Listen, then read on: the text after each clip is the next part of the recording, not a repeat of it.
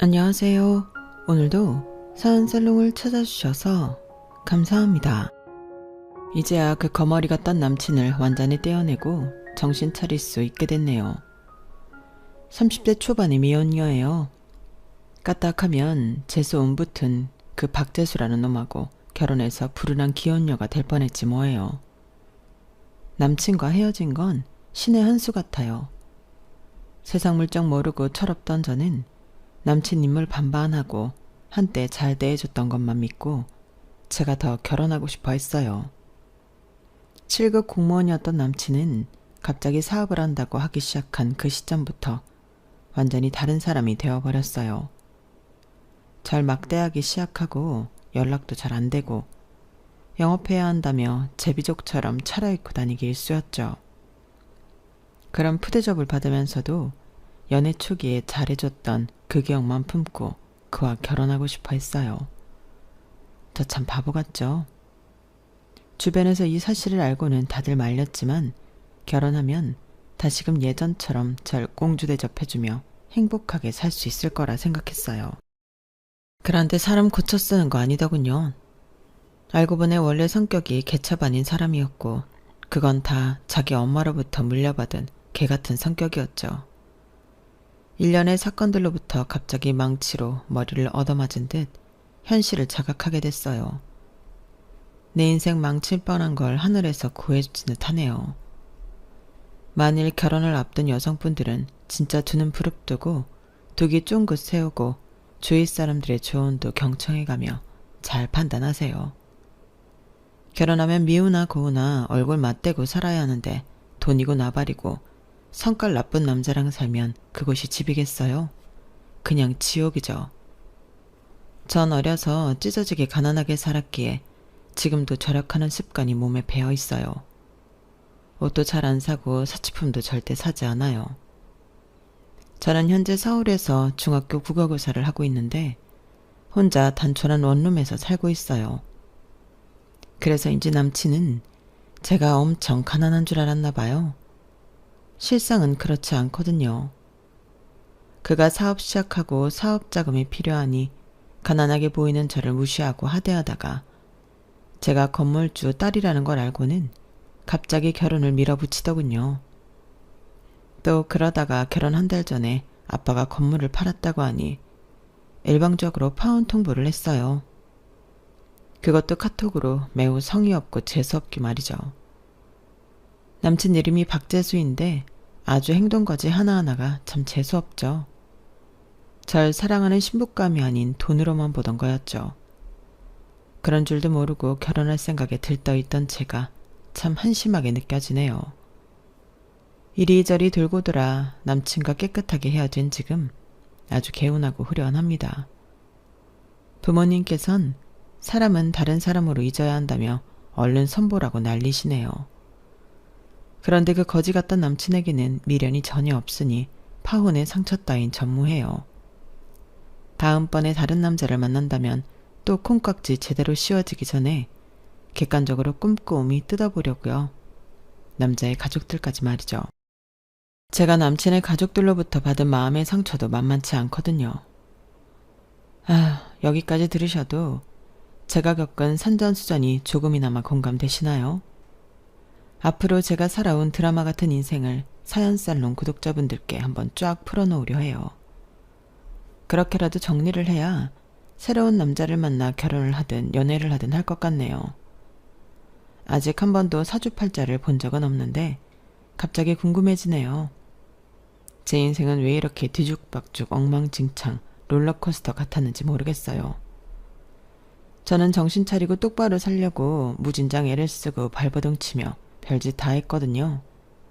근데 주변 환경이 절 잡고 흔들어댔어요. 거기에 꺾이지 않으려고 굳은 심지 하나 부여잡고 여기까지 온 것 같아요. 아직 30살밖에 안 된 제가 인생에 대해서 뭘 아냐고요? 그렇지 않아요. 이래봬도 정말 별별 일을 다 겪은 여인네랍니다. 제가 겪어온 이야기 속으로 한번 들어와 보실래요? 지금부터 시작할게요. 제 이름은 차명주예요. 지금은 차씨지만 원래 김명주였어요. 다 커서 개명하게 됐죠. 우리 친아빠 이름이 김철준이었는데 아빠가 돌아가시고는 정말 아빠 성을 따르고 싶지 않았어요. 아빠가 돌아가시는 그날이 아직도 떠올라요. 아빠의 사망 소식을 듣고는 엄마와 저는 만세를 불렀어요. 만세! 이제 우리는 해방이야. 드디어 아빠로부터 해방이 됐다고. 어떻게 친아빠가 죽었는데 모녀가 그렇게 반응할 수 있냐고요? 폐륜이라고 생각하시겠죠. 그런데 엄마와 저는 그때까지 아빠라는 작자로부터 너무 많은 고통을 당했어요. 엄마는 성인이 되자마자 아빠에게 납치되다시피 하여 혼인신고하고 절 갖게 되었다고 해요. 착하고 배꼽같이 예뻤던 엄마는 그저 운명이겠거니 생각하고 포장마차를 새벽까지 운영하며 열심히 살았어요. 전 엄마 옆에서 밤늦게까지 숙제하고 공부하며 엄마 곁을 지켰어요. 제가 엄마를 지켜준 건지 엄마가 절 지켜준 건지 모르겠지만 늦은 밤이 되어 제가 잠들면 엄마는 포장마차 뒤편 조그만 테이블 위에 눕혀서 재워졌어요. 여름이면 모기떼가 달라드니 모기 향을 피워놓고 자곤 했어요. 아직도 그때 생각하면 초록색이 회색으로 변하며 타들어가던 모기향 냄새가 가장 먼저 떠올라요.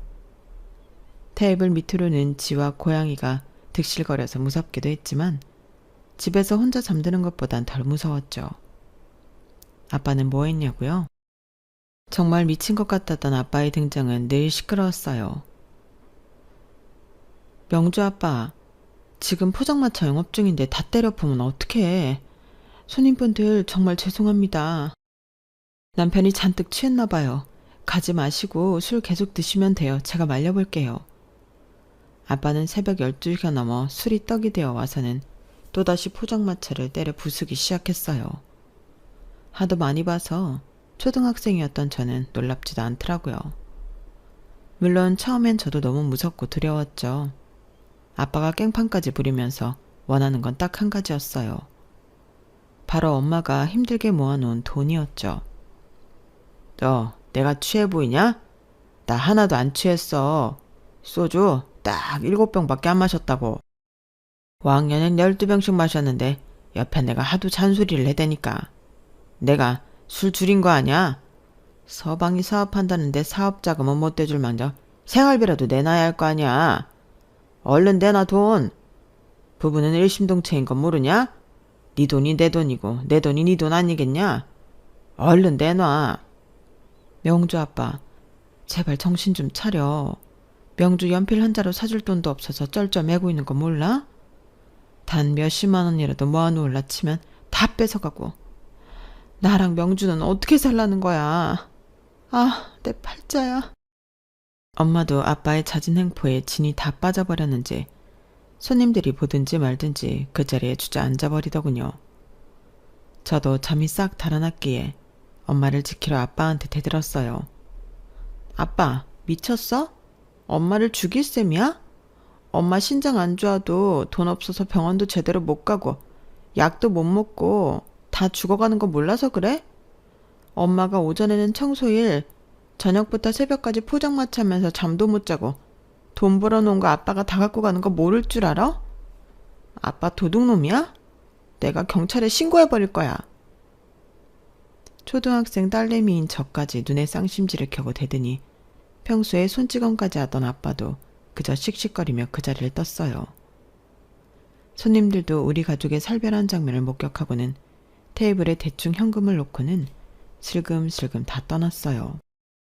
엄마와 저는 깜깜한 새벽에 길거리에 주저앉아 부둥켜 안고 엉엉 울었어요. 그때 결심한 것 같아요. 우리 엄마는 내가 평생 지켜줘야겠다고 말이죠. 같은 여자로서 엄마의 인생이 너무 불쌍했어요. 가뜩이나 신장도 안 좋은데 밥도 제대로 못 먹고 일만 하니 키 160에 40kg도 안 나가는 앙상한 몸이었거든요. 제가 학교에서 급식을 먹을 때면 엄마 생각에 밥이 넘어가질 않았어요. 아직 어렸으니 제가 할 수 있는 일은 공부를 열심히 하는 일뿐이라고 생각했어요. 가뜩이나 집값 싼 시골에서도 우리 가족은 정말 빈민이나 다름없는 생활을 해야 했어요. 엄마는 수차례 아빠에게 이혼을 요구했지만 절대 들어주지 않았어요. 그러던 어느 날 학교에서 수업을 받고 있는데 초등학교 담임선생님께서 안 좋은 얼굴로 절 다급하게 부르셨어요. 명주야, 너의 어머니께서 쓰러지셨대. 지금 바로 병원으로 가봐야겠어. 너의 아버지는 연락이 되질 않는다네? 교감선생님 차를 타고 응급실로 향했어요. 제발 엄마가 죽지만 않기를 수천 번 기도하며 갔어요. 다행히 엄마는 영양실조로 쓰러진 거였고 생명에 지장은 없었어요. 어린 마음에 잠시나마 너무 무서웠죠. 엄마가 쓰러졌다고 하니 아빠도 얼굴을 비추긴 하더군요. 엄마는 이때다 싶어서 아빠에게 다시 이혼을 요구했어요. 아빠는 답이 너무 어이없었죠. 그래? 그럼 돈 주면 이혼해 줄게. 명주 엄마가 내 돈줄이었는데 순순히 돈줄을 끊어내줄 수 있나? 뭐? 내가 당신 돈줄이었다고? 아, 그래. 얼마면 이혼해 줄 건데? 딱 1,000,000원만 줘. 이것도 싸게 부른 거야. 1,000,000원이라고? 그건 내 평생 만져보지도 못한 돈이야. 내 소중에 1,000,000원이 어딨어? 지금껏 벌어놓으면 당신한테 다 뺏기고 지금은 100만원도 없는 신세라고. 정말 그게 현실이었어요. 다른 사람들에게 1,000,000원은 크지 않은 돈인 줄 모르겠으나 월세살이를 하던 우리 모녀한테 1,000,000원은 엄청나게 큰 돈이었어요. 하지만 엄마는 아빠와 이혼을 하기 위해 500만원이라는 거금을 빌려서 아빠에게 줬어요. 욕심 많은 아빠는 500 갖고는 절대 이혼 못 해준다며 개막장극을 벌였어요. 바로 딸내미인 절 인질처럼 붙잡고는 어딘가로 끌고 가더군요. 바로 이름 모를 동네의 고아원이었어요. 다행히도 전엄마의 전화번호와 집 주소를 아는 나이였으니 바로 경찰의 도움을 받아 엄마한테 다시 갈 수 있긴 했어요. 하루 이틀 사이에 벌어진 일이었지만 저에겐 공포 그 자체였죠. 몇 주 뒤 이혼 못 해준다고 뻗팅기던 아빠가 갑자기 순순히 이혼을 하자며 콧노래를 부르더군요. 무언가를 우리 모녀 앞에 척하니 보여주면서 말이죠. 그건 바로 수천만 원이 든 통장이었어요. 엄마는 머리끝에서 발끝까지 흰색 정장에 모자와 백구두까지 빼입고 집에 찾아와서 거들먹거리는 아빠를 의아하게 생각하며 물어봤어요. 당신 갑자기 이게 웬 돈이며 그 옷차림새는 뭐야? 이 돈 때문에 순순히 이혼해주겠다는 거야? 이 돈 어디서 났는데? 훔치기라도 한 거야? 하, 난 진짜 운 좋은 사나이야. 내가 복권 2등에 당첨됐다고. 수천만 원이 든 이 통장 잔액 보이지? 이 영들이 아름답지 않니? 난 이 돈으로 잘 먹고 잘 살 테니 얼른 이혼 도장 찍자고. 하. 내 평생 아빠의 그토록 환한 웃음은 처음 봤어요. 어쨌든 엄마는 그렇게 이혼 소리에 도장을 찍게 됐고 그 길로 아빠는 룰루랄라 짐을 싸서 나갔어요. 다음날 아침 엄마와 아침밥을 먹으며 TV를 보는데 우리 지역 뉴스에서 웬 사고 소식을 전하더군요. 교통사고로 누가 죽었다고 나왔어요. 물론 시신은 보여주지 않았지만 어젯밤 아빠가 입고 왔던 그 하얀색 정장과 모자, 구두가 TV에서 나오는데 분명 아빠가 틀림없었어요. 깜짝 놀라 엄마와 서로 얼굴만 쳐다보고 있는데 전화벨이 울렸고 엄마가 받았죠. 잠시 후 전화통화를 완료한 엄마는 울먹이며 제게 말했어요. 명주야, 아빠 돌아가셨대. TV 속 저 사망자 아빠가 맞나 봐. 엄마는 눈물을 흘리긴 했지만 100% 슬퍼서 우는 건 아닌 것 같았어요. 저는 그 소식을 듣고는 100% 해방감이 들었어요. 사고로 돌아가신 아빠가 불쌍하다는 생각은 전혀 안 들었죠. 저는 만세를 불렀어요. 드디어 아빠로부터 우리 모녀는 완전히 해방이 된 거였죠. 아빠는 이혼 소속을 다 마치기도 전에 복권 2등 당첨 금액을 남기고 돌아가셨어요. 몇천만 원의 돈을 상속받은 우리 모녀는 월세에서 반전세로 집을 옮기고 엄마 신장 치료도 좀 할 수 있었어요. 엄마는 밤늦게까지 술 취한 사람들을 상대해야 했던 포장마차를 접고 오전 오후 시간에 식당 일 하나만 하셨어요. 물론 식당 일도 고됐지만 적어도 투잡을 뛰진 않아도 되는 걸 다행으로 여기셨던 것 같아요. 저는 중학생이 되어서도 우수한 성적을 유지할 수 있었어요. 공부를 잘하는 것만이 엄마를 기쁘게 해드리는 일이라고 생각했거든요. 학교 자습실에서 밤늦게까지 공부하고 집으로 향하는데 엄마가 까만색 벤츠에서 내리시더군요. 운전석에선 웬 멋진 아저씨가 내리셨고요.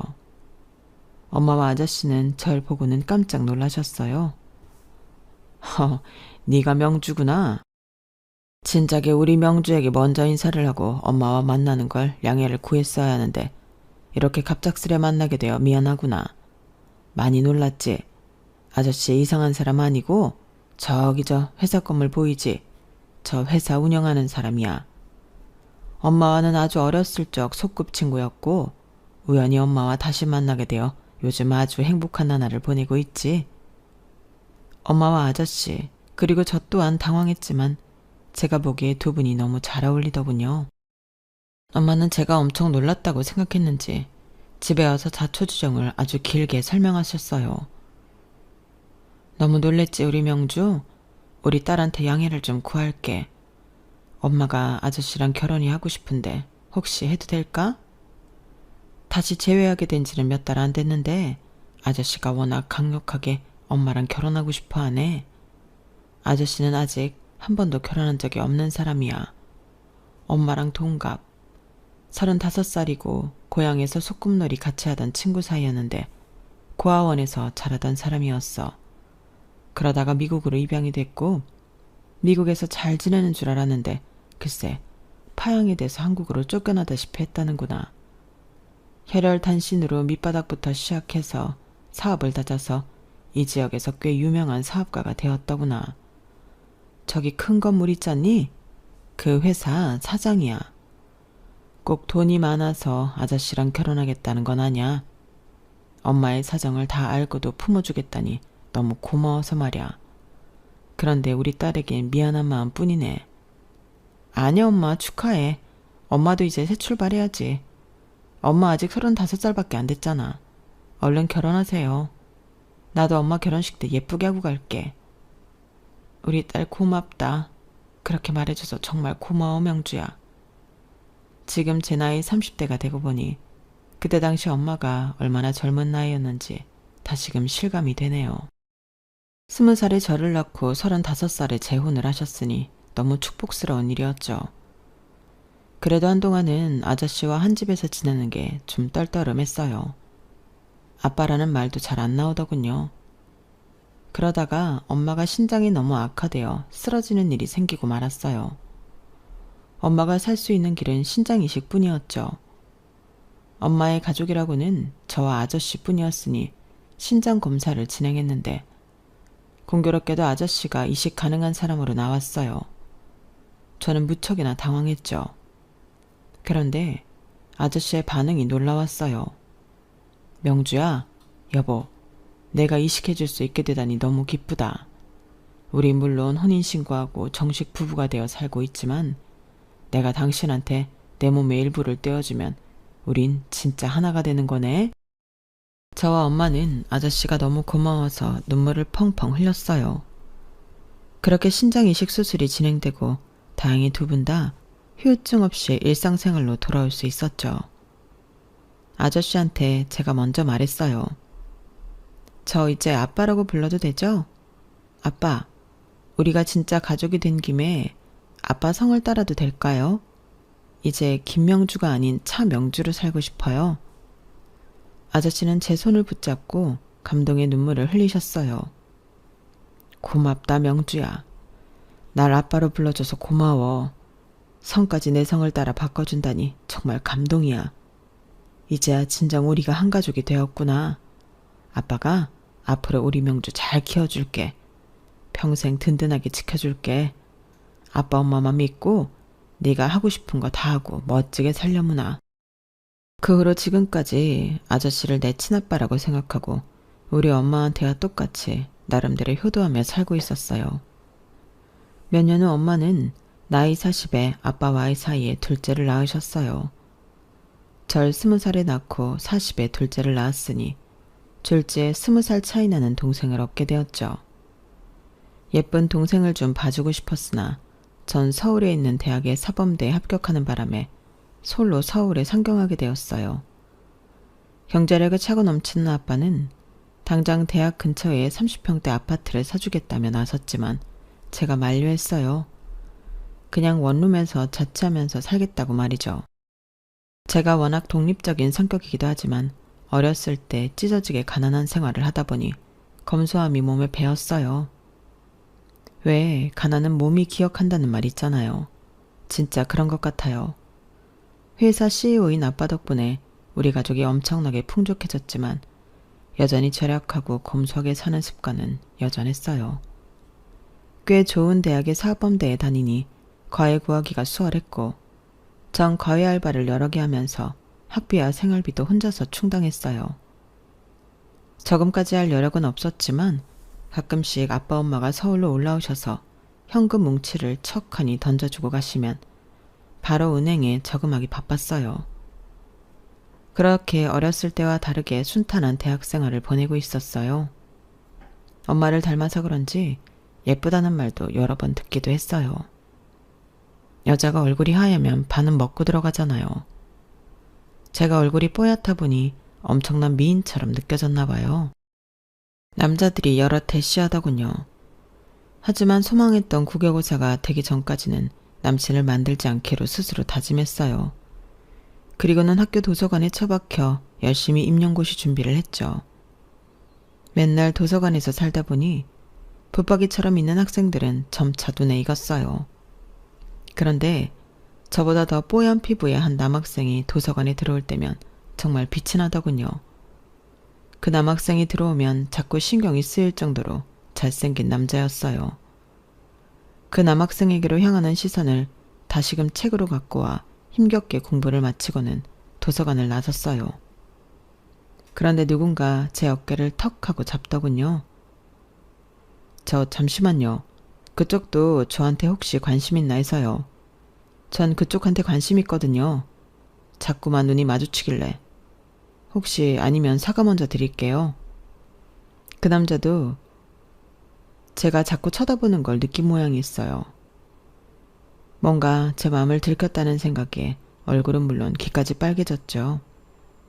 하지만 싫지 않았어요. 아니, 오히려 잘생긴 남자가 나한테 관심 있다고 하니 기뻤죠. 남자 손 한번 잡아본 적 없었으니 엄청 설레더군요. 저 지금 집에 가봐야 하는데 번호라도 드릴까요? 아뿔싸. 지금 생각해도 참 저의 멘트가 어이없네요. 밀고 당기기도 안 하고 친절히 번호까지 먼저 주면서 그의 대시에 오케이 한 셈이었어요.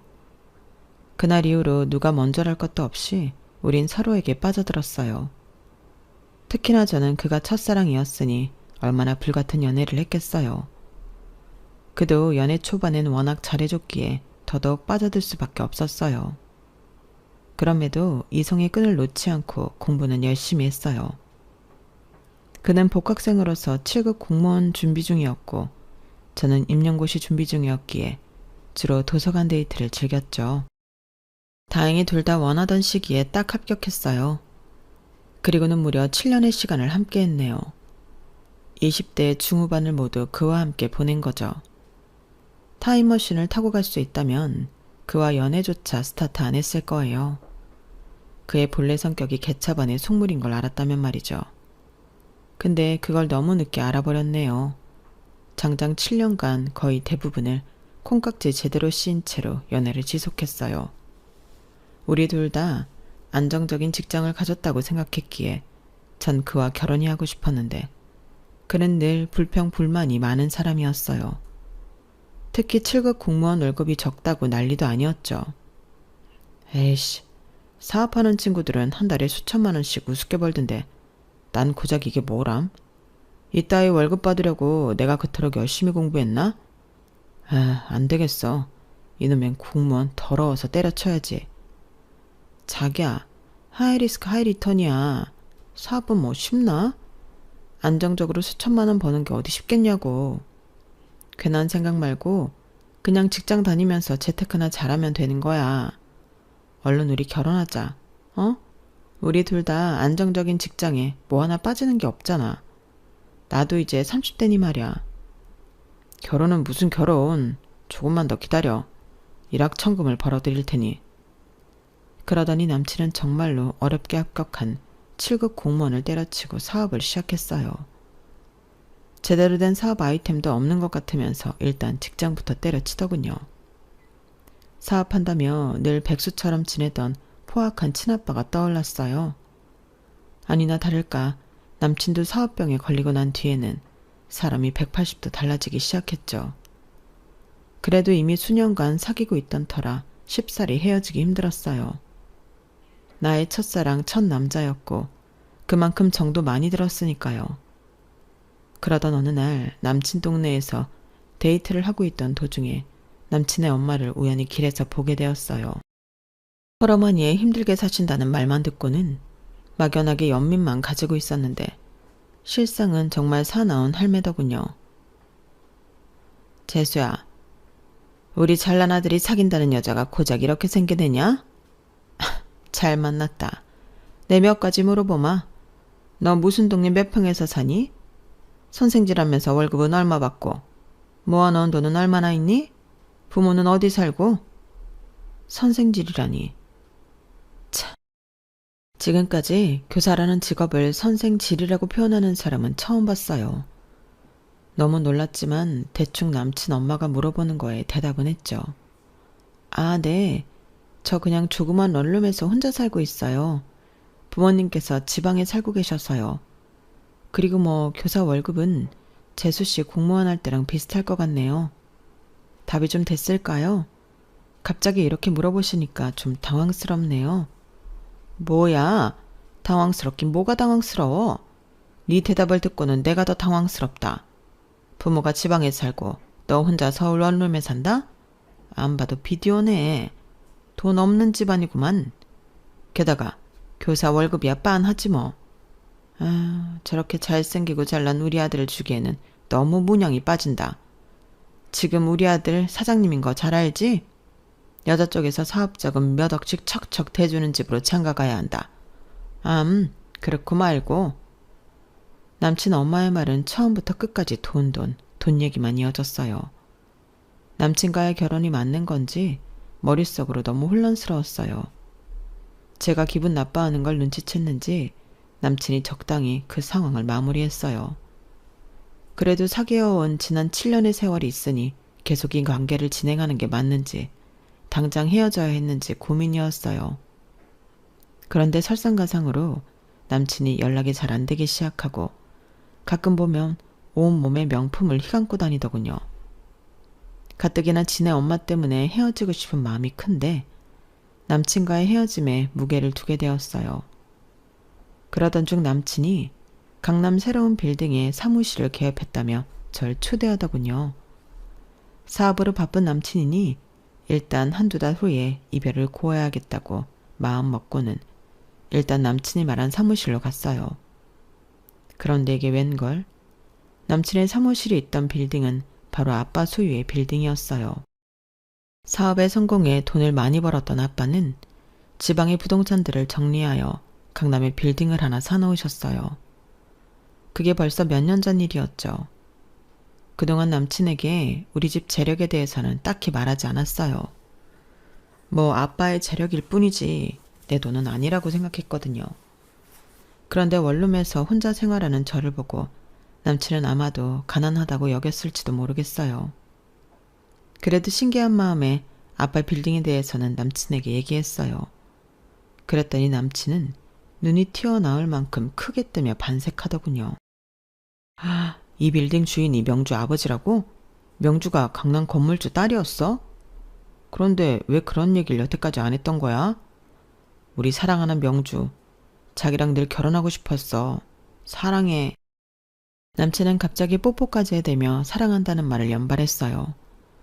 남친과 헤어질 생각을 하고 있던 저는 좀 당황했지만 그날 이후로 남친이 어찌나 결혼 얘기를 해대며 강하게 밀어붙이던지 정신을 차릴 수가 없었죠.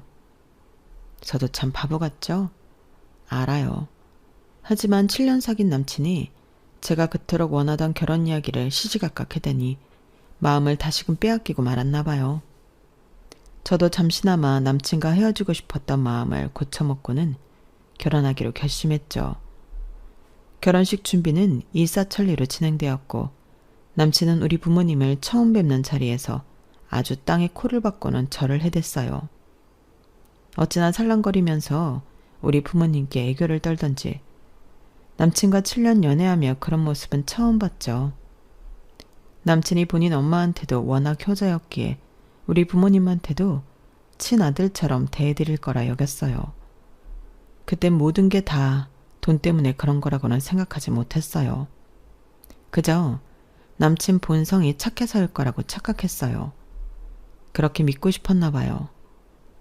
남친 엄마의 상스럽고 속물적인 성격을 알고 있었기에 상견례 자리는 좀 걱정이 됐어요. 그런데 이게 웬걸? 내가 만났던 그 할매 맞나 싶을 정도로 180도 바뀐 태도로 상냥하게 대하더군요. 며느리야, 그리고 사돈어른 인사받으세요. 명주 시어머니 될 사람입니다. 우리 며느리를 이렇게 예쁘게 키워주셔서 정말로 감사드립니다. 워낙에 체력이 있으신 분들이라 우리 명주를 귀하게 키우셨나 봅니다. 사위들 재수군도 워낙 성격이 좋고 싹싹하더니 그게 다 어머니를 닮은 거군요. 그렇게 말씀해 주시니 딸 자식 시집 보내는 애비 마음으로 정말 감사드립니다. 이제야 안심이 되는군요. 남친 엄마의 태도가 무척이나 가식적으로 보였지만 엄마 아빠가 착한 시어머니 착한 남편감이라며 만족해 하시니 저도 그냥 넘어갔어요. 좋은 게 좋은 거다라고 생각하고 말이죠. 결혼은 일륜지 대사인데 제가 너무 안일하게 여겼던 거죠. 남친과 그 엄마의 가식적인 태도는 얼마 지나지 않아 들통나게 됩니다. 결혼식을 한 달 남기고 친정 아빠가 남친 사무실이 있던 강남 빌딩을 팔게 되었어요. 강남 요지에 더욱 큰 신축 건물을 올리게 되었거든요. 그러면서 마지막 잔금이 조금 모자라서 원래 있던 건물을 팔게 되었어요.